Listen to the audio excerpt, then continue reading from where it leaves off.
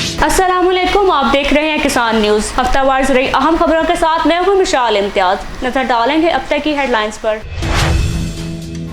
حکومت پنجاب کا مشینی کاشت کے فروغ کے لیے ایک اور اہم قدم، دھان کے کاشتکاروں اور سروس پرووائڈرز کو مقامی تیار کردہ زرعی آلات اور مشینری پر 80% سبسڈی دینے کا اعلان۔ درخواست دینے کے اہل اضلاع کی تفصیل شامل کریں گے بلیٹن میں۔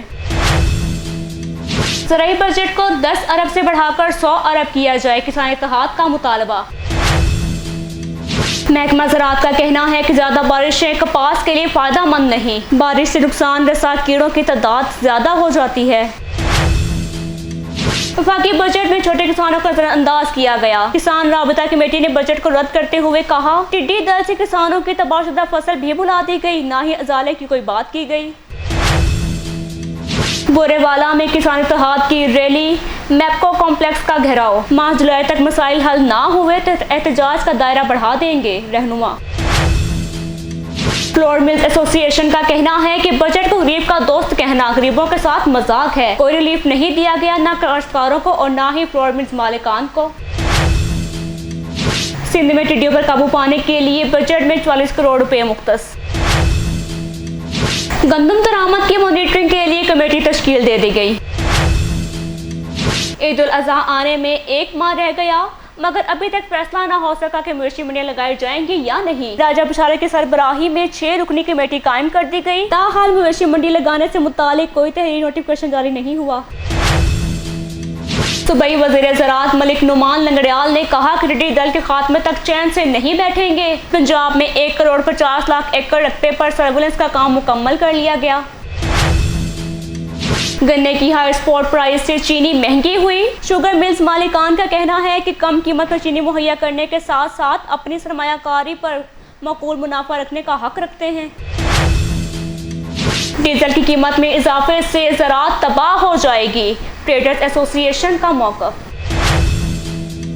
آم کی برآمدات کو مسائل، قومی کمیٹی کا اجلاس طلب، برآمدات گزشتہ سیزن کے مقابلے میں 70% کم ہو گئی، فروٹ ایسوسی ایشن۔ رواں مالی سال مکئی، گندم اور کھاد کی پیداوار میں اضافہ، نئے اعداد و شمار جاری کر دیے گئے۔ ملز مالکان کا چاولوں کی قیمت میں 10 تا 15 روپے فی کلو اضافے کا اعلان۔ وزیر زراعت ملک نعمان لنگڑیال کا کہنا ہے کہ زراعت میں سب سے بڑا چیلنج موسمی تبدیلی ہے۔ محکمہ زراعت موسمی آفتی تبدیلیوں کے بارے میں کاشتکاروں کو مکمل آگاہی فراہم کر رہا ہے، ایسی فصلیں متعارف کروائیں گے جو سردی اور سخت گرمی برداشت کر سکیں گی۔ نجی شعبہ کو گندم کی درآمد کی آزادانہ طور پر اجازت، صوبوں کے لیے قرض کی حد میں اضافہ، پنجاب وفاق سے 77، سندھ 39، کے پی کے 27، بلوچستان 17 ارب قرض لے سکے گا۔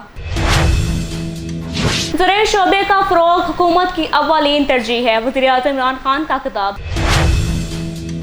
ہیڈ لائنز آپ نے جان لی، بلیٹن کا باقاعدہ آغاز کریں گے۔ سب سے پہلے آپ کو بتائیں گے کہ عید الاضحیٰ آنے میں ایک ماہ رہ گیا، مگر ابھی تک فیصلہ نہ ہو سکا کہ مویشی منڈیاں لگائی جائیں گی یا نہیں لگائی جائیں گی۔ تفصیلات کے مطابق عید کے لیے مویشی منڈیاں لگیں گی یا نہیں، راجہ بشارت کی سربراہی میں 6 رکنی کمیٹی قائم کر دی گئی، تاحال مویشی منڈی لگنے کے متعلق کوئی تحریری نوٹیفکیشن جاری نہیں ہوا۔ حکومت پنجاب کا مشینی کاشت کے فروغ کی جانب ایک اور اہم قدم، دھان کی باقیات کو جدید زرعی مشینری کے استعمال کے ذریعے کارآمد بنانے کا منصوبہ۔ دھان کے کاشتکاروں اور سروس پرووائڈرز کو مقامی تیار کردہ زرعی آلات و مشینری پر 80% رعایتی قیمت فراہمی کے لیے درج ذیل اجلاس سے درخواستیں مطلوب ہیں، جن میں گوجرانوالہ، گجرات، سیالکوٹ، منڈی بہاؤالدین، نارووال، قصور، شیخوپورہ، ننکانہ صاحب، فیصل آباد، جھنگ، چنیوٹ اور اکاڑا شامل ہیں۔ درخواست دہندہ کم از کم 65 ہارس پاور قابل استعمال ٹریکٹر کا مالک ہو اور متعلقہ مرکز میں کاشتکاری کرتا ہو۔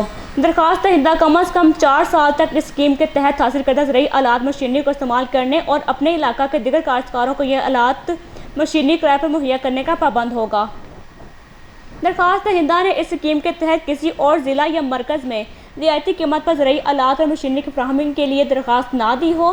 درخواست کی جانچ پڑتال کے بعد اہل امیدواروں کو زرعی آلات و مشینری کی الاٹمنٹ بذریعہ قراردادی ہوگی۔ کامیاب امیدواروں کو گورنمنٹ لیٹر ملنے کے بعد 10 یوم میں محکمہ کی منظور کردہ فراہم کمپنی سے زرعی آلات و مشینری बुक कराना ضروری ہوگا۔ زرعی آلات اور مشینری کے الاٹمنٹ کے متعلق الاٹمنٹ کمیٹی کا فیصلہ حتمی ہوگا جو کسی بھی حالت میں چینج نہیں ہو سکے گا۔ درخواست دہندہ شناختی کارڈ، ٹریکٹر کی رجسٹریشن، ایک ٹرانسفر لیٹر، زرعی رقبے کی کل ملکیت اور تصدیق شدہ کاپی اور 100 روپے مالیت کے اسٹامپ پیپر پر بیان حلفی جو کہ درخواست فارم پر موجود ہے بھر کر درخواست جمع کروائے گا۔ ایسے درخواست دہندگان کو ترجیح دی جائے گی جو دونوں مشینوں کے حصول کی درخواست جمع کروائیں گے۔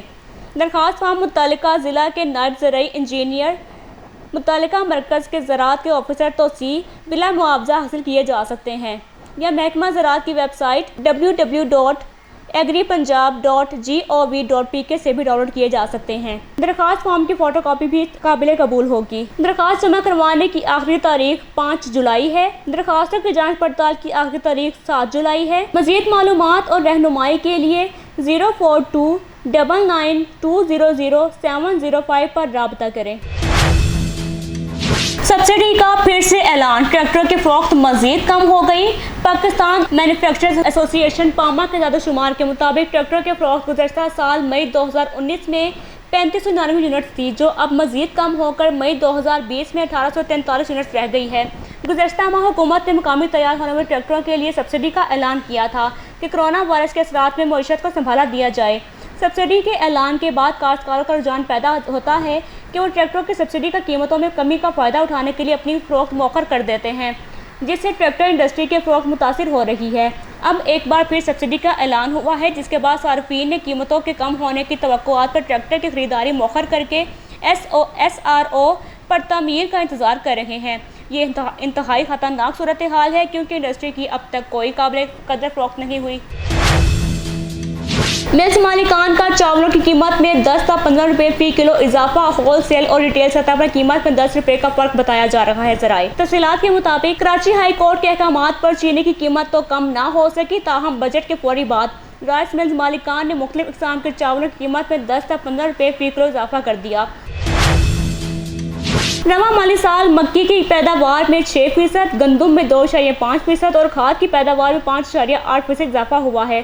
سرکاری اعداد و شمار کے مطابق مکئی کی پیداوار 6% اضافے کے بعد 7.236 ملین ٹن رہی جو گزشتہ مالی سال کے دوران 6.836 ملین ٹن تھی۔ گندم کی پیداوار 2.5% اضافے کے ساتھ 24.964 ملین ٹن ریکارڈ کی گئی جو گزشتہ مالی سال کی نسبت 24.349 ملین ٹن تھی۔ وزیر اعظم عمران خان نے کہا ہے کہ زرعی شعبے کا فروغ حکومت کی اولین ترجیح ہے۔ تفصیلات کے مطابق وزیر اعظم عمران خان نے زرعی شعبے کے فروغ اور خصوصاً چھوٹے کاشتکاروں کو ریلیف فراہم کرنے کے لیے ٹیوب ویلز کے حوالے سے بجلی کے نرخوں پر سبسڈی دینے کی تجویز پر صوبوں کے مشاورت سے حکمت عملی مرتب کرنے کی ہدایت کر دی ہے۔ وہ پیر کو یہاں زرعی شعبہ میں ٹیوب ویلز پر سبسڈی فراہم کرنے کی تجویز کے حوالے سے اجلاس کی صدارت کر رہے تھے۔ وزیر اعظم نے کہا کہ زرعی شعبے کا فروغ حکومت کی اولین ترجیح ہے۔ ملک کی خوشحالی زرعی شعبہ اور کسان کی خوشحالی سے وابستہ ہے۔ در اثنا وزیر اعظم سے وفاقی وزیر تعلیم شفقت محمود نے ملاقات۔ اور اب شامل کریں گے موسم کی صورتحال۔ محکمہ موسمیات نے موسم کے حوالے سے بڑی پیشن گوئی کر دی ہے۔ آئندہ 2 روز مزید مونسون بارشوں کا امکان ہے۔ جمعرات کے روز پنجاب کے میدانی علاقوں میں موسم گرم اور مرطوب رہے گا۔ منگل سے بدھ کے دوران بلائی خیبر پختونخوا، اسلام آباد، کشمیر، راولپنڈی، جہلم، اٹک، چکوال، خوشاب، سرگودا، بھکر، فیصل آباد، جھنگ، چنیوٹ، میاں والی، ڈی آئی خان اور لیا کے اضلاع میں آندھی اور گرج چمک کے ساتھ بارش کا امکان ہے۔ نیوز اسٹوڈیو سے فی الوقت اتنا ہی۔ مزید خبروں کے لیے دیکھتے رہیے کسان نیوز۔